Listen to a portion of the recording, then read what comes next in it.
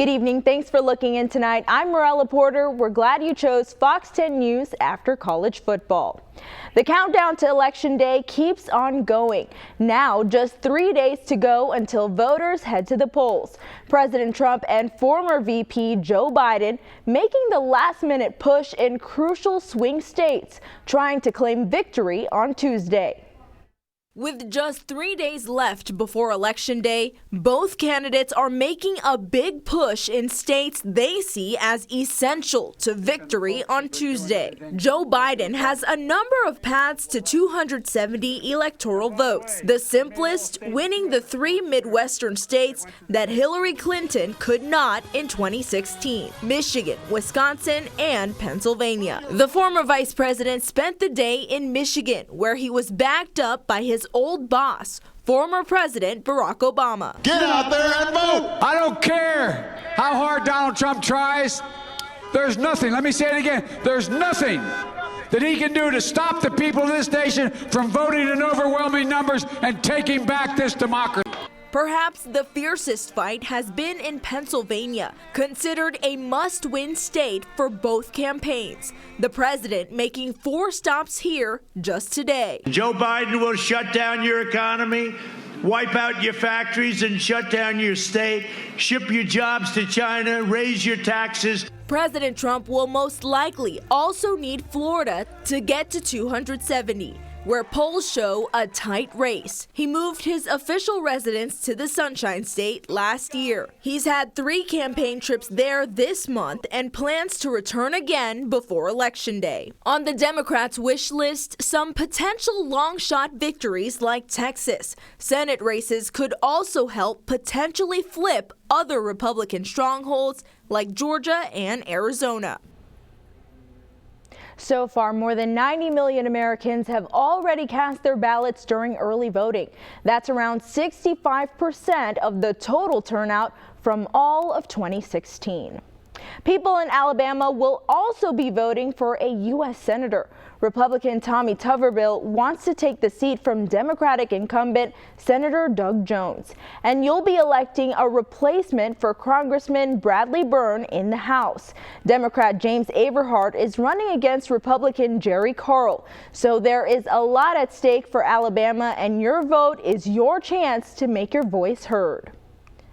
Breaking tonight, the Escambia County, Florida Sheriff's Office telling Fox 10 News about 2 separate shootings early this morning. The first happening around 1:30 at the fairgrounds. A fight between 2 young people escalating into shots fired.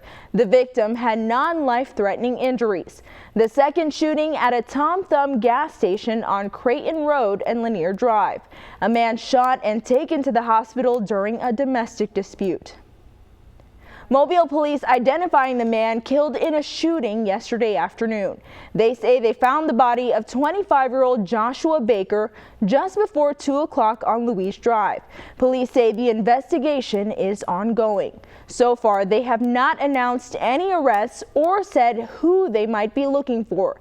If you have any information that could help, give police a call. Still a lot of work left to do in the aftermath of Hurricane Zeta.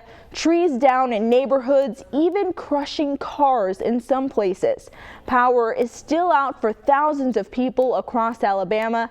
Alabama Power says they hope to have all the lights back on by Tuesday.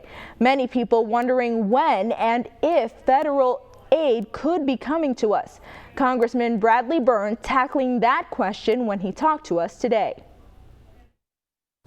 So I've been on the phone both before the storm, during the storm, and after the storm with federal and state emergency management officials to make sure they have the resources they need to help take care of these people. And they have the resources they need. They know what needs to be done. According to the governor's office, Governor Kay Ivey has reached out to the president for FEMA approval. No word yet on if that's been given the green light. The city of Mobile was facing a big problem with traffic lights being out, but now they're innovating, doing something they've never done before to get those lights back on. For those those without power right now, the hum of a generator might be a familiar sound.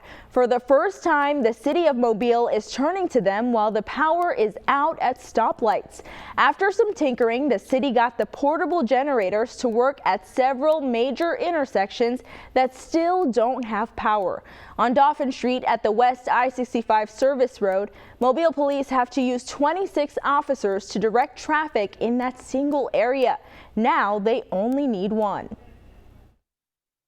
The cost of the city or the police department is about $800 an hour just to staff this one intersection.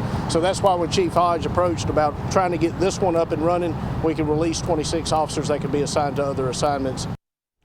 The hope is that all traffic lights will have power soon. After 2 days of restoration efforts, Alabama Power is making progress. In Mobile, more than 120,000 people have their power back, but that doesn't help the thousands still in the dark. Alabama Power saying they are working as fast as they can. A major cool down sweeping across the Gulf Coast, a trend that will keep up with us as we dive deeper into fall. For people who love this kind of weather, it was definitely a great way to kick off the weekend. People out and about taking advantage of the dip in downtown Mobile last night. Strolling through the city, decked out in fall gear, warm drinks in hand too. Happy to catch a break from the wild weather we've had so far. It's been hot. We have more hurricanes and thunderstorms. I'm glad to be able to get out here, feel a little bit like fall.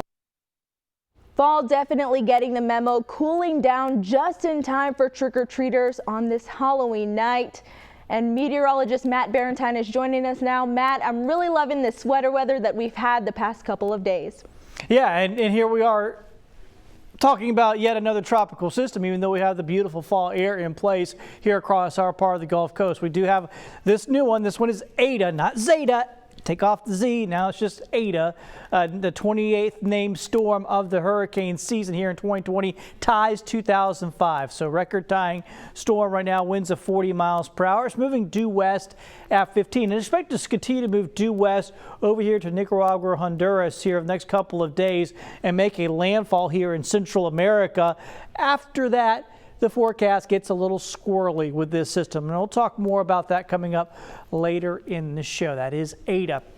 Back home, cooling off out there tonight. We started out this morning in the low 40s in a lot of areas, so yeah, it was cool, crisp fall air for sure. Tonight, not quite as cold. 55 in Mobile, 58 in Pace, 62 over in Crestview right now, 59 in Lillian. It's clear for the most part with the skies out there, certainly no rain anywhere nearby. Of course, tonight, it's time to fall back. Get up tomorrow morning, sunrise will be at 6:08 a.m. and the bad part about all this, yeah, you get an hour back, but sunset tomorrow will be at 5 o'clock in the afternoon. So we're moving into that time of year. Here's your planner as we go through the night. Going into tomorrow morning, temperatures will be in the 50s to start off with. It's not as cool as this morning, but we have another blast of cool air on the way. I'll break that down for you as well as taking a closer dive with the models looking at Zeta coming up in a few minutes.